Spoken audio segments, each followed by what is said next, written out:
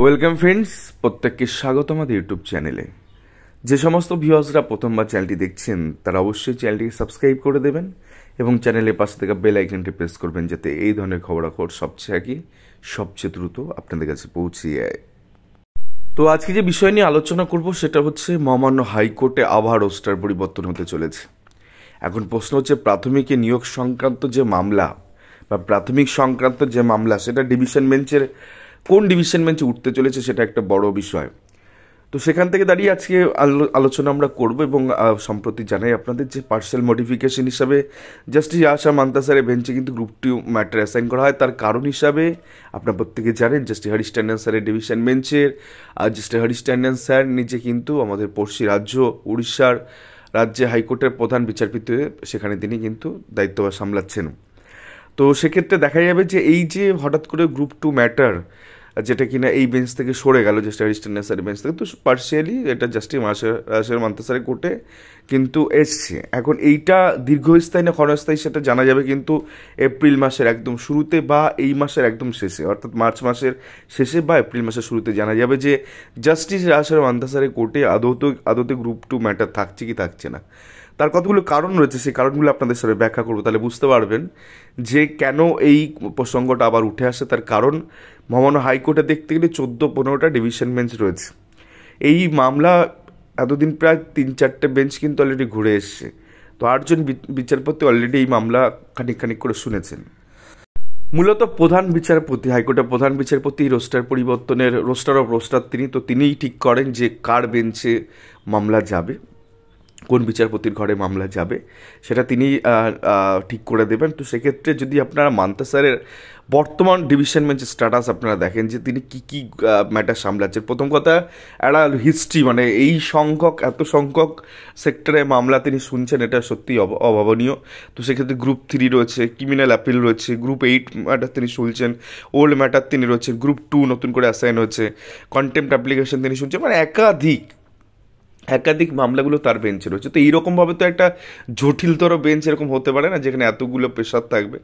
তো এই প্রেশার খুব তাড়াতাড়ি রিলিজ হবে এবং রিলিজ হবে রোস্টার পরিবর্তনের মাধ্যমেই, অর্থাৎ তিনি আদতে কোন গ্রুপটা তিনি শুনবেন সেটাই কিন্তু এই মাসের শেষে, অর্থাৎ এই মার্চ মাসের শেষে এবং এপ্রিল মাসের শুরুতেই কিন্তু রোস্টার পরিবর্তন হওয়ার সঙ্গে সঙ্গে বোঝা যাবে যে এখানে ধরুন এমনটা হতে পারে যে গ্রুপ 3 ম্যাটার, ক্রিমিনাল অ্যাপিল বা গ্রুপ 8 ম্যাটার তিনি হয়তো শুনতে পারেন আগের মতন করেই, সেক্ষেত্রে গ্রুপ 2 ম্যাটার অন্য কোথাও চলে যাবে এবং অ্যাপিল যেগুলো আছে, অ্যাপিল অ্যাপ্লিকেশন যেগুলো আছে সেগুলো কিন্তু চলে যাবে অন্য বেঞ্চে।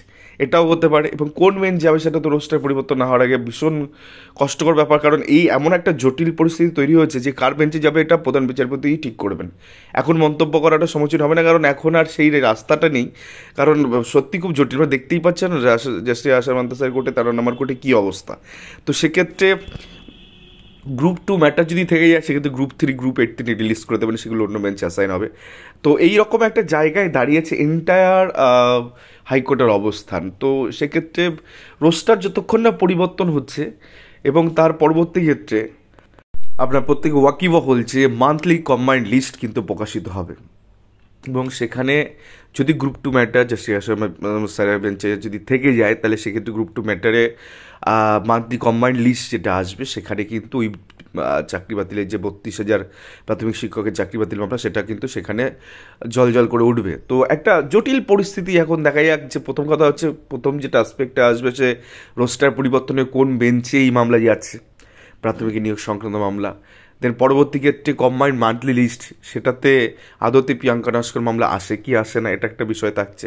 দেন পরবর্তী ক্ষেত্রে আবার মেনশনিং হয় কি না। তো একটা জটিল পরিস্থিতিতে গোটা বিষয়টা দাঁড়িয়েছে। তো সেই জায়গা থেকে আই হোপ ভালো কিছু হবে, কারণ একটা মামলা দীর্ঘদিন ধরে পড়ে আছে, সেটা শুনানি সম্পন্ন হচ্ছে না, যেখানে প্রচুর সংখ্যক মামলা সিঙ্গেল বেঞ্চে আটকে পড়ে রয়েছে শুধুমাত্র এই একটা অ্যাপিলের জন্য।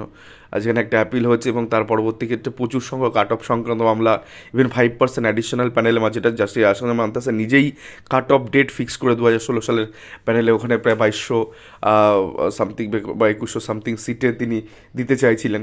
তো এই ম্যাটারের জন্য আটকে আছে ডিভিশনের এই অ্যাপিলের জন্য। তো সমস্ত কিছু নিষ্পত্তি একটু সময় লাগছে, কিন্তু এগুলো হবেই আশা করা যায়। তার কারণ এসএসসির ক্ষেত্রে আমরা দেখেছি দীর্ঘ টালবাহানার পরে সে মামলা কিন্তু আলটিমেটলি কনক্লুড হয়েছে হিয়ারিং, এবং সেক্ষেত্রে জাজমেন্ট আসবে। তো এই ক্ষেত্রেও ব্যাপারটা তাই, এই মামলা খুব দ্রুত হয়তো সমাধান হবে, এবং কোন বেঞ্চে হবে সেদিকে আমাদের তাকিয়ে থাকতে হয়, রোস্টার পরিবর্তনের দিকে, এবং কোন বেঞ্চ অ্যাসাইন হচ্ছে সেদিকে আমাদের দেখতে হতো। এই ছিল আজকে গুরুত্বপূর্ণ আপডেট। ধন্যবাদ সকলকে, ভালো থাকবেন, সুস্থ থাকবেন।